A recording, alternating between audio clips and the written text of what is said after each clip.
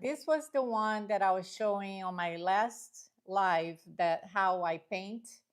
I don't know if you guys saw the teapot, and I don't know if you remember too, I was talking about how I was debating on leaving this one unglazed, um, just with the underglazes, and leave it without the clear. And I decided on using satin, Amico satin HF12, which I've used that long time ago. And so I couldn't remember how it turns out. So I was trying to, I went online on my Facebook groups. I was asking for if anybody had, samples of that, because it's one of those that is very hard to find pictures of it. So, and I did see some people saying how they had issues with the satin clear glaze where it gets milky sometimes.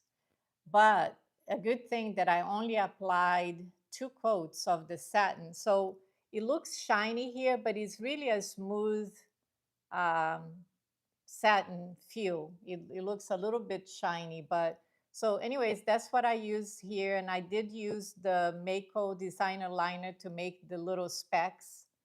But as you know, whenever you use clear over underglaze, doesn't matter if it is um, satin, glossy. Every time I've used a clear over underglaze, it takes away some of your details.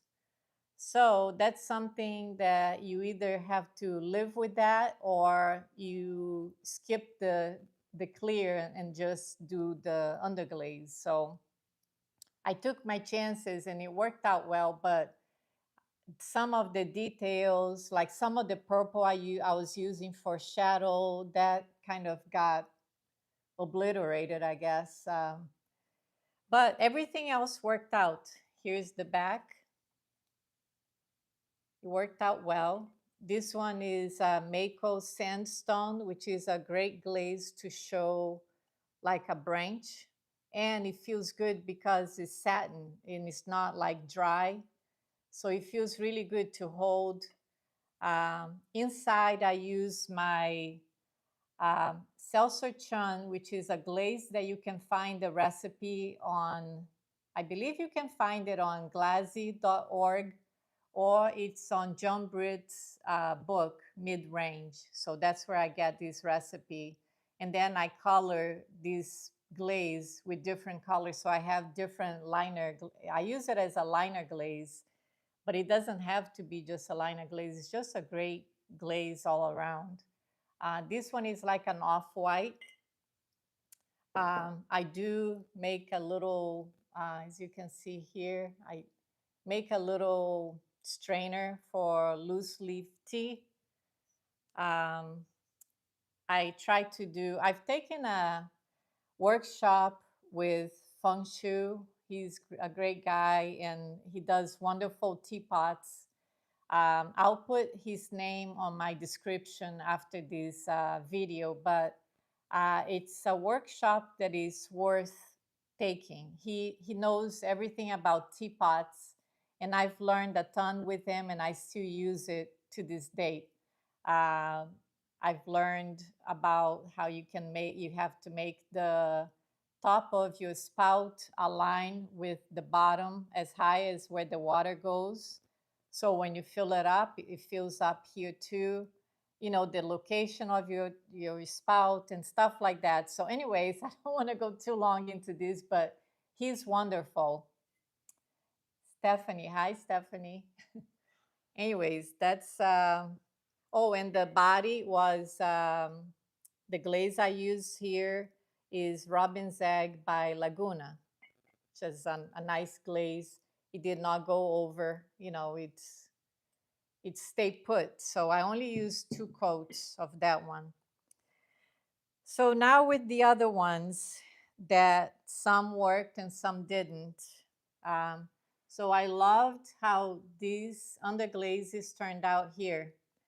my inspiration for this was one of the leaves from my yard. And look at the color. Doesn't that match the rim of this? So I did use a combination of kiwi underglazes and Mako fundamentals and also Duncan Easy Stroke. So mostly kiwi, which are my new favorites now for underglazes, and then some of the other ones where I couldn't find the colors that I wanted. But everything turned out really nice, kind of like I was going for the watercolor effect. And I do have glaze along for this. If you guys want to try, I will post it this coming week, the whole video with the results. But what I used here was Cinnabar, which is Mako. Yeah, it's called Mako Cinnabar, which I haven't used in a while. It was a new glaze given to me by a friend. I've used years ago, and then I used it now, and it worked out really well, like right on the rim. Then I went about an inch down, also with Cinnabar, 2 coats. And then the whole bowl inside is seagrass. But I've learned something that seagrass, it does well when it's a thicker application. So I went thicker here. And then as you can see, went thinner and thinner until I got to the very bottom. On the very bottom where it's really thin, the application, I got some pinholes. Hi. So yeah, I got some pinholes, and I will refire this bowl just because of that. And I think what I would do is I will use Honey Flux or River Birch by Amaco, which is a great glaze for refiring, which I've done it in the past and they have all worked out. So because it is a flux glaze, it takes away all the, if you got like craters or pinholes, it gets rid of all those issues. So that's what I'm gonna do just from here down. I'm going to apply Honey Flux. So it's a nice bowl, and the clay is the speckled B mix. And so for a comparison, this is what I was going for. And that's why you never know, because even testing on a tile works on a tile, and sometimes it won't work for a larger piece. Yeah, it's a speckled B mix, which I love. It's almost like a creamy color clay, as you can see here. I glazed here also, but if you leave like parts of it unglazed, it's also very pretty, and you can let like a glaze drip over and stop, and it shows all these beautiful speckled clay. It's very nice. Anyways, yeah, never trust just going from a tile. I should have known better, but I was so intrigued by this glaze, and it's new to me, so yeah, I shouldn't have done that. I always tell other people, don't go for pieces that you really spend a lot of time painting using a new glaze, and I did it myself. So thank you. Beautiful work, and sharing the flux trick too, Anna. Great to know. Yeah, so the way I refire, which I've been very successful, and I think I have had some videos in the past, but for those who don't know or who hasn't seen it, I do put 1 coat of Elmer's glue. And it can be either the gel one, the clear one, or just the white one. It doesn't matter. All I do is I put some glue on my hands, on my fingers. I rub it everywhere, just a thin coat of glue. And then I wait until it's completely dry and then glaze. But when you do glaze, you get a very soft brush, and don't keep going back and forth with the glaze. You glaze it, wait until it dries, then you do a second coat. I usually do 2 coats. So that's what I would do on that bowl. And I will probably make another video, because I know, Some people, I have so many videos, some people might have missed that one that I do. I did it as a short, I think. But yeah, I show how I reglaze and then refire, and it always turns out pretty nice. Anyways, I will put that on my to-do list. Some other ones I'm not gonna go into are the two that I made a video about these, how they turned out. Very nice glaze combo. Especially that ultra turquoise. The blue is so pretty. Uh, and I'll be doing this combination again. So these are the two also that were on these Kiln unload. And someone had requested that I do a little tutorial on these, and I will after I finish glazing, because I'm going through my glazing phase where I've been nonstop like painting, hand painting and glazing stuff. So I will, once I'm all done with that, I will do a tutorial on how I make this mug, where you can also do it by hand building. Doesn't have to be throwing. Um, so here are the new glazes that I experimented. So let's compare with, yeah, I didn't have this is white bear. Is just a nice white stoneware that I use with a cute little blue tit bird that I put in here. Is very cute. And I call these just my cups because if you hold it with hot liquid, your fingers touch the thing. So because of that, I call it just a cup instead of a mug. Thank you. So let's compare the glaze. This one is called Dragon's Eye, like I was saying, on porcelain, and this is on white stoneware. So pretty close in color. Beautiful, no issues or anything. Now, for the bad thing, my mistake was using, where is it?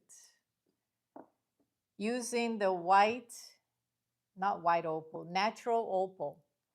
See, here is very, no pinholes or anything. Inside, I got some pinholes.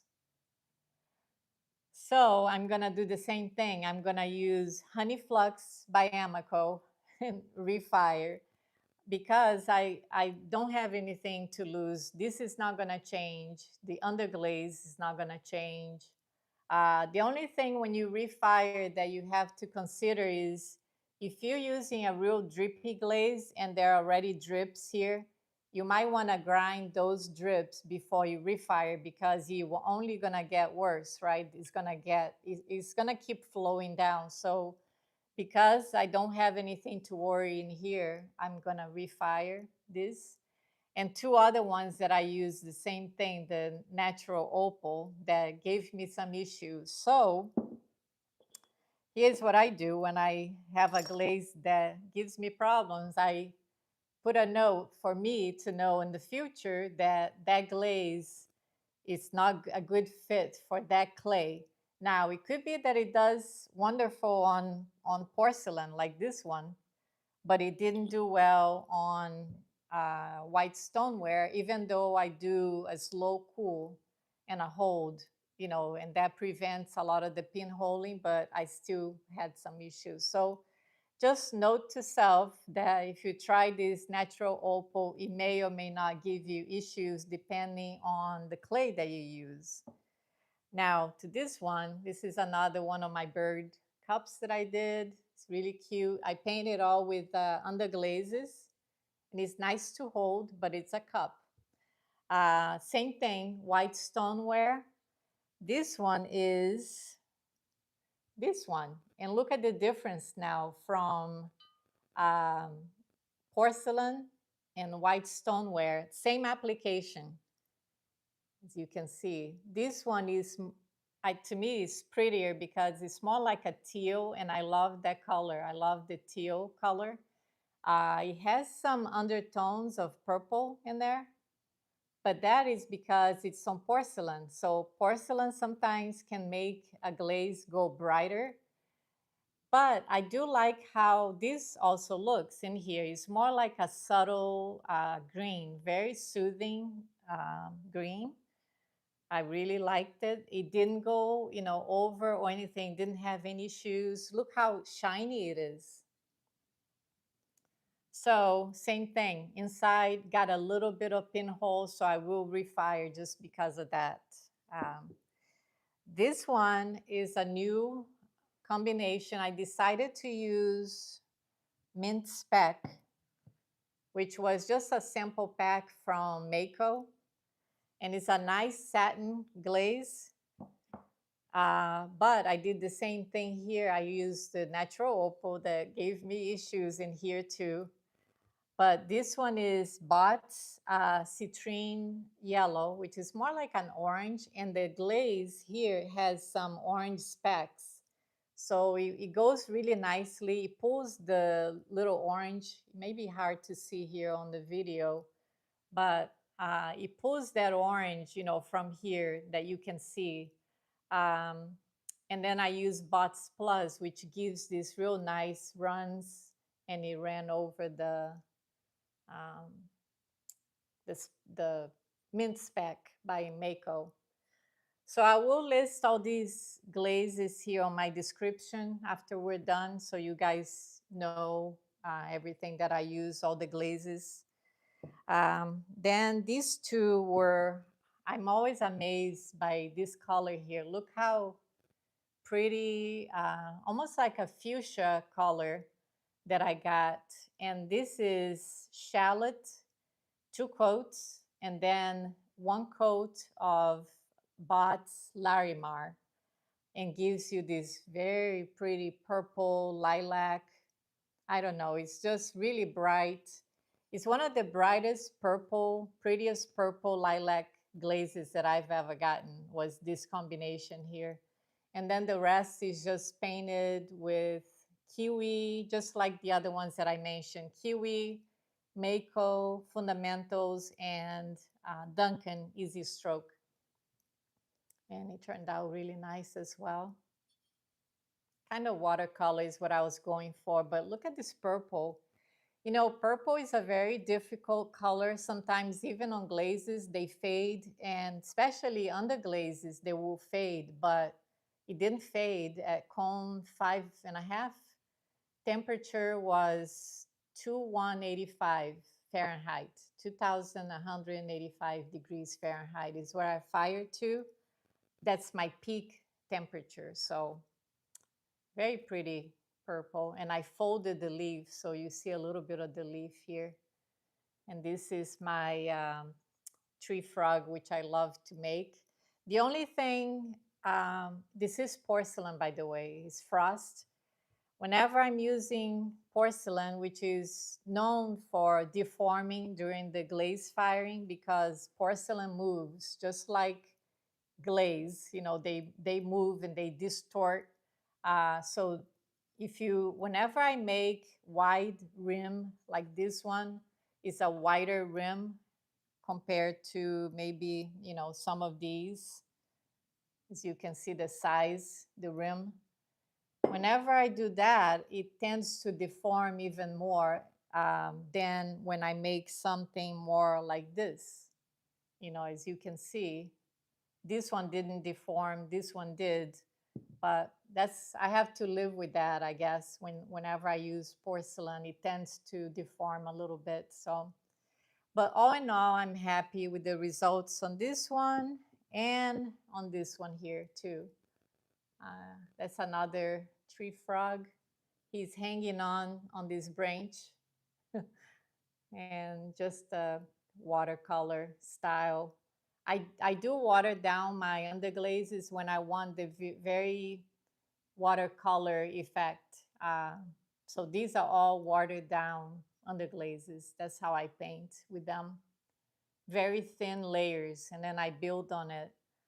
These you can see that is darker than all the other ones that I use, very kind of pale pastel, colors. Thank you. I like them too. I like making them. I'm afraid to death of frogs, but I like making them. So that was it. Just lessons learned. Whenever you have a new glaze, don't use it on a piece. I always tell that, and I go back and make that mistake again. I used it, especially on this one that took me a while to paint, but it's okay. That's why I'm telling you guys that it's not always rainbows and unicorns. I have to show you guys also the failures, right? Everybody fails at some point. Um, oh, hi, Joanna. Oh, from Finland. Welcome. But yeah, I shouldn't have used the new glazes on these pieces, but I did, and now I have to refire, which I'm still gonna show you guys the results after I refire, and hopefully, cross my fingers that you will all work out like I've done it in the past, and they have worked out. So um, you guys have any questions? Like I said, I will share. I like to share everything, all my glaze combinations, all my test results. Sometimes the tests work and sometimes they don't. And I like to share that. So if you don't have any questions, I'll leave you with a quote like I'm trying to do every time we have a video, a live video. Here is my quote from Theodore Roosevelt. Believe you can, you're halfway there. That was a good one, I thought. So thanks everyone for being here. If you're new to my channel, please like and subscribe, as it helps me to continue making more videos for you. And usually when I have a live, once I'm done, it goes into private until probably the next day is when it comes on again. So thanks for being here, and I'll try to have maybe another kiln unloading by next Friday. So, and that will be all the chameleons that I don't know if you've seen.